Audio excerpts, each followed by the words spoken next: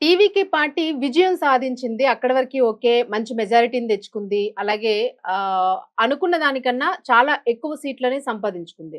But magic ఫిగర్‌ని reach అవ్వడానికి అలాగే గవర్నమెంట్‌ని ఫార్మ్ చేసుకోవడానికి కావాల్సిన ఆహ్, సీట్స్ అయితే ఇంకా రావాల్సి ఉంది.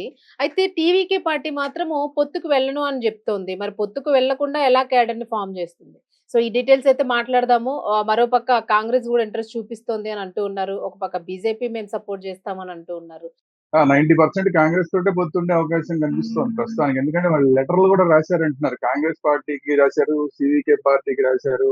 ఆ! వాళ్ళతో అది కాకుండా డిఎండికే పార్టీకి సంబంధించి ఎమ్మెల్యే గెలిచిన ఆవిడ కూడా వచ్చి ఆవిడ ఈ మా అబ్బాయి లాంటి వాడు విజయ్ అని చెప్పి ఆవిడ మాట్లాడింది. హ్మ్. సో ఇవన్నీ ఉన్నాయి కాబట్టి 90% వాళ్ళతోటే వెళ్ళే అవకాశం ఉంది. అంటే డిఎంకే తోటి టోటల్ గా వ్యతిరేకించాడు కాబట్టి ఎన్నికల ముందే వ్యతిరేకించి పూర్తిగా నా ఫైట్ అంతా కూడా డిఎంకే తోటి అన్నారు కాబట్టి వాళ్ళతో వెళ్ళే అవకాశం లేదు. But at the same time Bharatiya Janata party తోటి సైద్ధాంతిక విభేదాలు ఉన్నాయి అని చెప్పాడు. హ్మ్. మరి ఆ సైద్ధాంతిక విభేదాలు ఉన్నప్పుడు మరి వాళ్ళతో కలిసి ఎలా వెళ్తాడు అనేది ఒకటి. ఇక ఏఐడిఎంకే లో నుంచి చాలా మంది విడిపోయి మేము వచ్చేస్తాము అని అంటున్నారు. బట్ దీనికి విజయ్ యాక్సెప్ట్ చెయ్యట్లేదు అని చెప్పి కూడా వార్తలు వస్తున్నాయి. అవును. అంటే కొంతమంది పార్టీని వదిలేసి మేము వస్తాము అంటున్నా కూడా యాక్సెప్ట్ చేయట్లేదు అంటున్నాడు. అంటే బహుశా నా డౌట్ ఏంటంటే అసలు వీళ్ళందరినీ ఒకవేళ వస్తానంటే కనుక వాళ్ళందరినీ రాజీనామా చేయమంటాడేమో. రాజీనామాలు చేసి మళ్ళీ ఉప ఎన్నికలకు వెళ్దాం అంటాడా ఏంటి అనేది. అతను ముఖ్యమంత్రి అయ్యి 14 రోజుల్లోపు ఎవరో ఒకళ్ళు తీసుకోవాల్సిందే. తీసుకోకపోతే అసలు ఇవాళ ఈ రోజు అతనికి అపాయింట్మెంటే ఉండదు. అవును. ఎందుకంటే ఎవరెవరు మీకు మద్దతు ఇస్తున్నారు చెప్పండి అని చెప్పి గవర్నర్ ఆఫీస్ నుంచి ఫోన్ కాల్ వచ్చింది ఆల్రెడీ. హ్మ్. సో ఆ లిస్ట్ ఇవ్వాలి. ఆ లిస్ట్ ఇవ్వాలంటే ఎవరు ఇస్తాడు? ఇతనికి ఎమ్మెల్యేలు కాగా మిగతా వాళ్ళకి లిస్ట్ కూడా ఇవ్వాలి కదా! ఇంకో అవును. 10 మంది లిస్ట్ ఇవ్వాలి కదా! ఆ 10 మంది ఎవరు లిస్ట్ ఇస్తాడు అనేది ఇప్పుడు సస్పెన్స్. హ్మ్. సో ఈ రోజు మరి ఇచ్చినా కూడా వెంటనే పిలుస్తారు అన్న గ్యారంటీ అయితే లేదు. వెంటనే ముఖ్యమంత్రిగా పదవి స్వీకారం చేయండి అని చెప్పి పిలుస్తారన్న గ్యారంటీ లేదు. ఇప్పుడు వేరే వేరే పార్టీలకు సంబంధించిన వాళ్ళ పేర్లు ఇచ్చాడు అనుకోండి. హ్మ్. వాళ్ళ పార్టీల దగ్గర నుంచి లేదంటే ఆ వ్యక్తుల దగ్గర నుంచి మద్దతు లేఖలు అనేవి తీసుకురండి అని అడగడానికి నెక్స్ట్ అవకాశం ఉంది. హ్మ్. ఇప్పుడు ప్రస్తుతానికి పేర్లు మాత్రం అడిగారు. పేర్లు ఇచ్చిన తర్వాత మద్దతు లేఖలు ఇవ్వమని కూడా అడిగే అవకాశం ఉంది. హ్మ్. ఎందుకంటే నోటికొచ్చిన పేర్లు ఏవో ఇచ్చేసి ముఖ్యమంత్రిగా ఒకసారి ప్రమాణం స్వీకారం చేసిన తర్వాత మద్దతు రాకపోతే కనుక మళ్ళీ గవర్నమెంట్ పడిపోతుంది. అవును. సో అట్లాంటి సందర్భాలు కానీ ముఖ్యమంత్రిగా మాత్రం ఇతను ఒకసారి ముఖ్యమంత్రి అయిపోయినట్టు మొత్తం లెక్కల్లోకి వచ్చేస్తుంది. మాజీ హ్మ్. ముఖ్యమంత్రి అయిపోతాడు. కానీ ఆ అవకాశం ఇవ్వకపోవచ్చు భారతీయ జనతా పార్టీ. ఎందుకంటే కేంద్రంలో భారతీయ జనతా పార్టీ ఉంది. ఆ పార్టీకి సంబంధించిన వాళ్ళే గవర్నర్లుగా ఉంటారు. కేంద్రం చెప్పినట్టు వినేవాళ్ళే గవర్నర్లుగా ఉంటారు కాబట్టి విజయ్‌కి అంత తేలిగ్గా అవకాశం ఇస్తారని నేనైతే అనుకోవట్ల.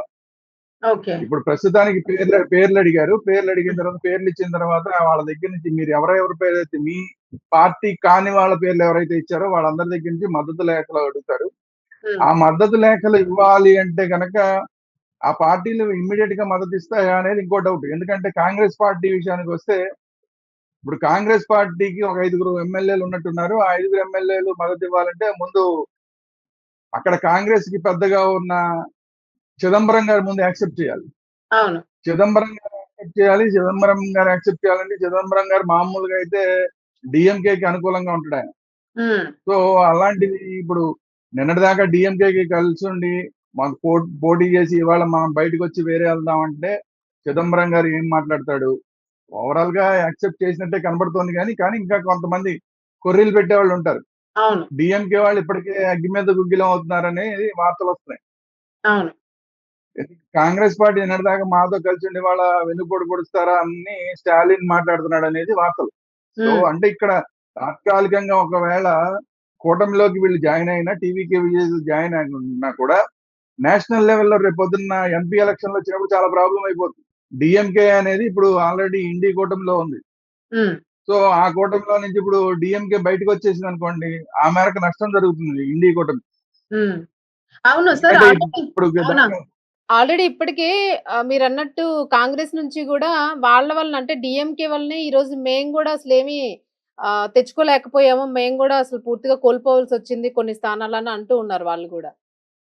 అది కూడా ఉంది. ఎందుకంటే ఎక్కువ స్థానాలు ఇమ్మని అడిగితే ఎక్కువ స్థానాలు ఇవ్వలేదు. టీవీకే విజయ్ ముందే మీకు 60 స్థానాలో ఎన్నో ఇస్తామంటే కూడా వీళ్ళు 21 స్థానాలు మాత్రమే ఇచ్చినా కూడా డీఎంకేకి సపోర్ట్ చేసింది ఆ రోజు మరి కాంగ్రెస్ అధిష్టానం. ఉమ్, మళ్ళీ అదే కాంగ్రెస్ అధిష్టానం మరి ఈ రోజేమో డీఎంకేకి వ్యతిరేకంగా టీవీకేకి విజయ్కి అనుకూలంగా మాట్లాడుతోంది. రాహుల్ గాంధీ ఫోన్ చేసి మాట్లాడాడు. నీకు ఏ సపోర్ట్ కావాలో మేము ఇస్తాం అన్నాడు. అవును మాణిక్యం ఠాకూర్ ఆల్రెడీ ఒక స్టేట్మెంట్ ఇచ్చాడు. మేము అవును పొత్తు చేసి పెట్టుకున్నది ఎన్నికల వరకే.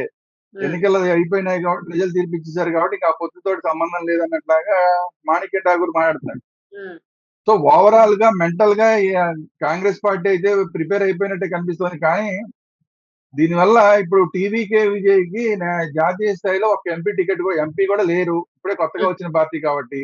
అవును కానీ డిఎంకే కి ఎంపీలు ఉన్నారు. అవును రేపొద్దున్న ఏ కేంద్ర స్థాయిలో ఏదన్నా చర్చ జరిగినప్పుడు ఓటింగ్ అప్పుడు డిఎంకే కాంగ్రెస్ వ్యతిరేకంగా ఓట్లేస్తే పరిస్థితి ఏంటి? ఉమ్, అంటే మోడీ గారికి అనుకూలంగా ఓట్లేస్తే పరిస్థితి ఏంటి? ఇది కూడా ఆలోచించాలి కదా! అవును మరి దీని మీద ఆలోచిస్తున్నారా? ఆలోచించట్లేదా? మరి ఏంటి అనేది ఒకటి. అవును రెండోది ఇంకా చిన్న చిన్న పార్టీలని పెట్టుకుని ఇతను గనక ఒకవేళ ఏఐడిఎంకేకి మద్దతు ఇస్తానంటున్న ఎమ్మెల్యేలని వద్దంటే గనక ఉమ్, రాబోయే రోజుల్లో బొటాబొటి ఎమ్మెల్యేలతోటి ఇతను గనక ఫామ్ చేస్తే ఇతనికి కావాల్సిన 10 మంది ఎమ్మెల్యేలు మాత్రమే తీసుకుని ఫామ్ చేస్తే ఉమ్, అందులో ఏ ఒక్క ఎమ్మెల్యే బయటకు వచ్చేసినా కూడా ప్రభుత్వం అదే రోజు పడిపోతుంది. మరి ఈ జాగ్రత్త తీసుకోకుండా గనక ముందుకెళ్తే ఉమ్, భారతీయ జనతా పార్టీ విషయం మనం చూసాం. దేశవ్యాప్తంగా ఎన్ని చోట్ల ఎన్ని ప్రభుత్వాలు పడిపోయినాయి, ఎన్ని ఆ, పార్టీలను చీల్చేశారు, ఇవన్నీ మనం చూసాం గతంలో. అవును అట్లాంటి సందర్భంలో ఈ విజయ్ ఒకవేళ ప్రస్తుతానికి కాంగ్రెస్ తోటి చిన్న చిన్న పార్టీలతోటి అలయన్స్ పెట్టుకుని ముఖ్యమంత్రి అయినా కూడా ఎన్నాళ్ళు ఈ ప్రభుత్వం మనగలుగుతుంది? 5-6 నెలల కన్నా ఎక్కువ మనగలుగుతుందా అంటే డౌటే.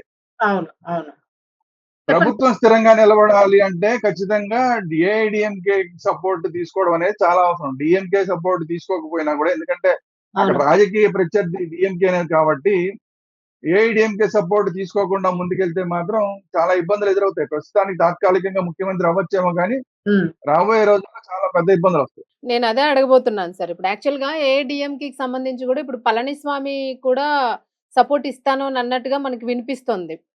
అదే ఇప్పుడు అంటే వాళ్ళ ఉద్దేశం ఏంటంటే అసలు మనం బీజేపీతో కలిసి వెళ్ళి దెబ్బతిన్నాము. ఆ!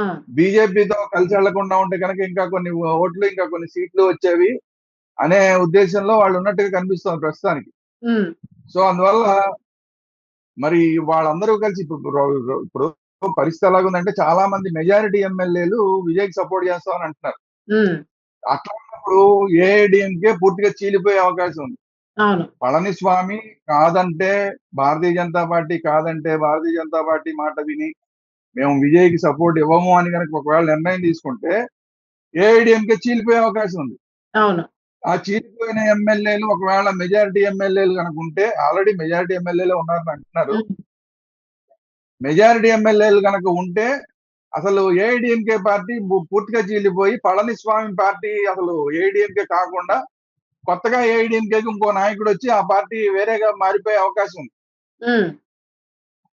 సో అలాంటి సందర్భంలో మరి పళనిస్వామికి వేరే ఆప్షన్ ఉండదు. వాళ్ళతోటి కలిసి అందరితోటి కలిసి మొత్తం అందరం సపోర్ట్ చేస్తాం అని చెప్పి మాట్లాడడం తప్ప అవును. వేరే ఆప్షన్ పళనిస్వామికి ఉండదు. హ్మ్. ఎందుకంటే పళనిస్వామి రాజకీయంగా సమాధి అయిపోతాడు. ఎక్కువ మంది మెజారిటీ ఎమ్మెల్యేలు ఇప్పటికే విజయ్ అవును. వైపు ఉన్నారు అని అంటున్నారు.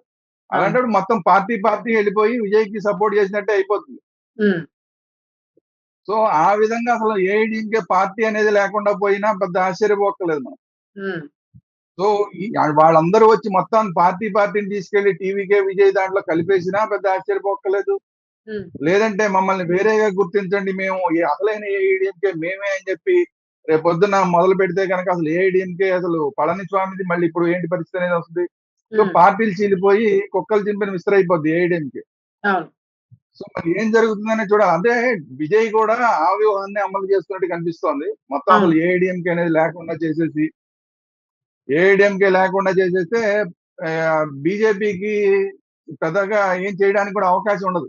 అవును. మొత్తం ఏఐడిఎంకే పార్టీని మొత్తాన్ని చీల్చేసుకుని తన వైపు తిప్పేసుకుంటే గనక ఇంకా అసలు బీజేపీ కూడా చేయగలిగిన పరిస్థితి ఉండదు. డీఎంకే కూడా ఇంకేం చేయలేదు అప్పుడు. అవును. సో ఆ వ్యూహాన్ని అమలు చేస్తున్నట్టు కనిపిస్తోంది. ఆ వ్యూహంలో ఆల్రెడీ ఇప్పటికే సక్సెస్ అయినట్లాగా కూడా కనిపిస్తోంది. అవును. సో యథావాదం ఏంటంటే రేపు అందులో ఒక 30 మందో 40 మందో వచ్చారనుకోండి, వాళ్ళలో ఒక 5-6గురికి మంత్రుల పదవి ఇస్తాం, మిగతా వాళ్ళకి ఏదో కార్పొరేషన్లు ఏవో ఇస్తామంటే హ్యాపీగా వచ్చేస్తారు అందరూ. అవును.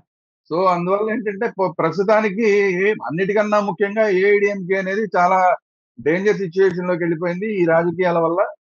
సో విజయ్ అయితే సేఫ్ గానే ఉన్నాడు, కానీ ఏఐడిఎంకే కనుక పూర్తి స్థాయిలో మొత్తం అందరూ కూడా మేము మద్దతు ఇవ్వం విజయ్కి, ప్రతిపక్షంగానే ఉంటాం అంటే మాత్రం ఎక్కువ రోజులు టీవీకే విజయ్ ఉండే అవకాశం లేదు. కూటమి ప్రభుత్వం ఈ కేంద్ర ప్రభుత్వం ఏదో రోజు టీవీకే విజయ్ పార్టీని పడగొడుతుంది. రెండిట్లో ఏది జరుగుతుంది అనేది మనం చూడాల్సిన.